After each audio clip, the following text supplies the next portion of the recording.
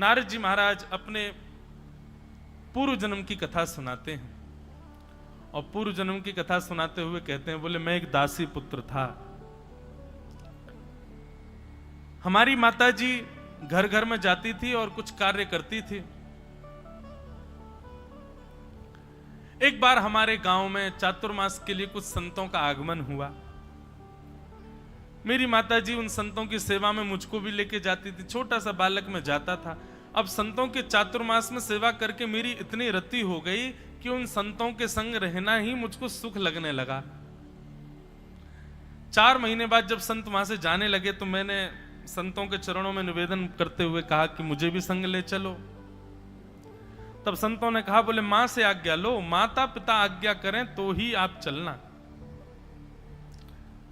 मां से पूछने गए तो मां ने मना कर दिया। बोले कि मैं बुढ़ापे की स्थिति में हूं, इकलौता मेरा यही पुत्र है, इसको भी संत के रूप में भेज दूंगी, मैं कैसे जीऊंगी। संतों ने नारद जी महाराज से कहा, बोले देखो अभी मां आपकी वयोवृद्ध हैं, अब एक काम करो, जब तक मां विराजमान है तब तक इनकी सेवा को ही भक्ति मानो, इनकी सेवा को ही भक्ति का स्वरूप दे दो। बंधुओं, कई लोग ऐसा प्रश्न करते हैं परिवार के प्रति, अपने परिवार के कुछ लोगों के प्रति कि वो हमको भक्ति नहीं करने देते, और वो ऐसा संबंध है कि उसका त्याग भी नहीं कर सकते, चाहे माता पिता हो, चाहे पत्नी का हो, चाहे अन्य किसी भाव का हो। क्या करें?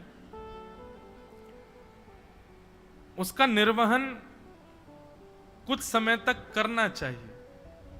प्रयास करो कि आपके भाव को वो स्वीकार कर लें, लेकिन किसी समय पर यदि स्थिति ये पहुंच जाए कि अब स्वीकार हो ही नहीं रहा है, अब वो किसी भी रूप में आपको भगवत भाव से विमुख ही कर रहे हैं, तब गोस्वामी जी की ये पंक्ति जो उन्होंने मीराबाई को लिख करके दी है,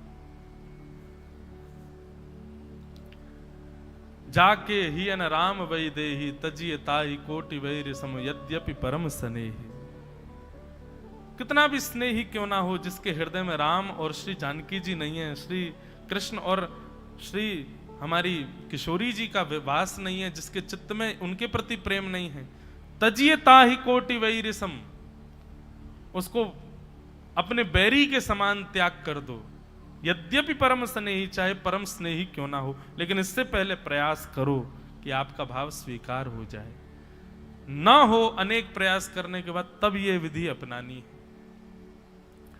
नारद जी महाराज को संतों ने कहा कि आप पहले तो अपनी मां की सेवा करो, जब मां धराधाम से चली जाए तब तुम भजन के मार्ग पर जाना। संतों ने नारद जी महाराज को एक श्लोक बता दिया, नमो भगवते तुभ्यं वासुदेवाय धीमहि प्रद्युम्नाय अनिरुद्धाय नमः शंकर्षणाय च ओम नमो भगवते वासुदेवाय। ये 12 मंत्र है। ठाकुर जी की प्राप्ति का, ठाकुर जी की प्रसन्नता का, ठाकुर जी की दर्शन का सबसे श्रेष्ठ उपाय इस मंत्र में विद्यमान है। नारद जी महाराज को संतों ने ये मंत्र प्रदान कर दिया और कहा कि अब प्रतीक्षा करो, जब तक मां है तब तक सेवा को ही भक्ति मानो।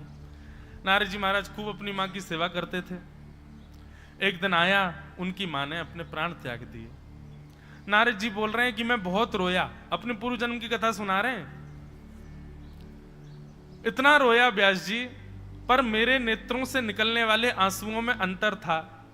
एक नेत्र से ठंडे आंसू आए, दूसरे नेत्र से गर्म। पीड़ा में जब व्यक्ति रुदन करता है तब आंसुओं का जल गर्म होता है, लेकिन जब आनंद में रुदन करता है तब उसके अश्रु जल जो होते हैं वो शीतल होते हैं। पीड़ा में जब रुदन करता है व्यक्ति तब इच्छा होती है कि कोई आकर के संभाले, कोई आकर के रोके, कोई आकर के मुझको देखे। पर जब आनंद में रुदन होता है तब इच्छा होती है कि कोई रोके ना, ये रुदन चलने दो, मुझे रोने दो, बस भाव में ठाकुर जी के में। और एक बात कहें आपको, पीड़ा में रुदन सदा संसार के लिए ही होता है। ठाकुर जी के लिए यदि पीड़ा का भी रुदन है ना, तो पीड़ा का रुदन भी प्रेम वश का ही होता है, प्रेम से भरा हुआ ही होता है, वो आनंद प्रदायक होता है। नारद जी बोले मां चली गई थी इसलिए पीड़ा में था, अब ठाकुर जी से मिलन के लिए आगे बढ़ूंगा इसलिए प्रसन्न भी था, इसलिए दोनों प्रकार के आंसू आए। मां का संस्कार करके मैं वन में जाकर के मैंने इस मंत्र का, द्वादशाक्षर मंत्र का खूब जप किया। जप करते करते करते करते करते करते एक दिन ठाकुर जी का शंख चक्र गदा पद्म धारण चतुर्भुज रूप का एक क्षण के लिए मुझको दर्शन हुआ, और एक क्षण का दर्शन होते ही वो दर्शन अंतर्ध्यान हो गया। नारद जी महाराज आर्तनाद से पुकारने लगे, ठाकुर जी कहां चले गए? आप एक क्षण के लिए आए, फिर चले क्यों गए? तब ठाकुर जी आकाशवाणी करते हुए कहते हैं, अविपक्व कषायाणाम दुर्दशोहम कुयोगिनाम सकृत यद्दर्शितम रूपम एतत् कामायते नघ। हे नारद जी, अभी आपकी भक्ति परिपक्व नहीं है। परिपक्वता ना होने के कारण मेरा एक क्षण का दर्शन हुआ है, पर मैंने दर्शन एक क्षण का देकर के आपको यह बात पुष्ट कर दी है कि मैं निश्चित जल्दी आऊंगा, लेकिन तब तक आप और परिपक्व करो अपने भजन को। बंधुओं, ऐसा हो ही नहीं सकता कि नाम साधक, कथा श्रवण करने वाला, भजन मार्ग को अपनाने वाले व्यक्ति को कभी भगवत अनुभव न हुआ हो। आप पूरा विचार कीजिए, जब से आप नाम साधक हुए हैं, गुरुनिष्ठ हुए हैं, कथा श्रवण करना प्रारंभ किया, तब से लेके अब तक ऐसा हो ही नहीं सकता कि भगवत कृपा और भगवत अनुभूति आपको ना हुई हो। कभी ना कभी तो इस भगवत अनुभव का, अनुभूति का आपने आनंद सुख लिया ही होगा। और यदि किंचित भी, एक बार भी किसी के चित्त में या किसी के मन में या किसी के भाव में ठाकुर जी के सुंदर भाव एक बार भी एक क्षण के लिए आए हैं, तो यह बात निश्चित है कि ठाकुर जी आपसे मिलने का मन बना चुके हैं। बस आपकी परिपक्वता की प्रतीक्षा कर रहे हैं कि और परिपक्व हो जाओ तब आऊंगा। एक बार भी किसी भी रूप में आपको ऐसा अनुभव हुआ है, ये तो ठाकुर जी की कृपा थी। ऐसा ऐसा ऐसा भाव चित्त में आया है, रोंगटे खड़े हो गए हो, प्रेमाश्रु छलकने लगे हो नेत्रों से, ऐसी स्थिति एक बार भी यदि जीवन में कभी बनी है, तो बस निश्चित मान लीजिए ठाकुर जी आपका नाम रजिस्टर कर चुके हैं मिलने में। बस अब आपकी परिपक्वता की प्रतीक्षा कर रहे हैं कि और थोड़ा परिपक्व हो जाए और थोड़ा श्रेष्ठ हो जाए, फिर आते मिलेंगे हम, प्रिया के संग लीला करेंगे, क्रीड़ा करेंगे। वही यहां पर नारद जी के साथ में वही तो हुआ। नारद जी महाराज को एक क्षण के लिए दर्शन देकर ठाकुर जी कह रहे हैं कि मैंने एक क्षण का दर्शन इसलिए दिया कि मैं तुमको प्रमाण दे रहा हूं कि मैं भी तुमसे मिलूंगा, लेकिन अभी तुम परिपक्व नहीं हो, और भजन करो। नारद जी बोले, उसके बाद तो मैंने इतना भजन किया, इतनी साधना की, इतना भजन किया, इतनी साधना की कि साधना करते करते करते करते करते करते पूरा जीवन मैंने ठाकुर जी के नाम जप में ही निकाल दिया, और बस इस प्रसन्नता में कि वो मिलेंगे, वो मिलेंगे, वो मिलेंगे, करते करते साधन करते करते नाम जब एक दिन मैंने अपने प्राणों का त्याग कर दिया। और जब मेरे प्राण चले गए, तो जब मैं पुनर्अवतरित हुआ, तो व्यास जी जब मुझको रूप प्राप्त हुआ, तो ठाकुर जी ने मुझे इतना प्रिय बना दिया, इतना समीप बुला लिया कि अब मैं नारद के रूप में देखा जाने लगा हूं। ये वही बालक है जो एक दासी का पुत्र था, ये वही बालक है जो संतों के आगे पीछे घूमता था, ये वही बालक है जिसने अपनी मां की अंतिम सेवा के पश्चात वन में जाकर के भजन किया, और ये वही बालक है जिसको एक क्षण के लिए ठाकुर जी दिखे थे, और ये वही बालक है आज नारद बन के 24 घंटे ठाकुर जी का दर्शन करता हूं मैं। और केवल नारद जी की इतनी उपयोगिता नहीं है, ठाकुर जी किसी से भी मिलने का मन बनाते हैं तो सबसे पहले नारद जी से पूछते हैं, तुम बताओ मिले कि नहीं। नारदो देव दर्शन। जैसे मान लो ठाकुर जी का मन हो जाए कि मुझे इससे मिलना है, ये व्यास जो कथा कर रहा है इससे मिलना है, तो पहले नारद जी को ठाकुर जी बुलाएंगे, उनसे कहेंगे सुनो हम थोड़ा मन बना रहे हैं इससे मिलने का। एक प्रकार से ये कहते हैं तो भगवान के सलाहकार हैं श्री नारद जी, सोचो। तब नारद जी कहते हैं अच्छा इससे मिलेंगे आप? बोले हाँ। कुछ देर प्रतीक्षा करो ठाकुर जी, जरा मुझे इसकी परीक्षाएं लेने दो, मैं जाके देखता हूं ये कैसा है कैसा नहीं है।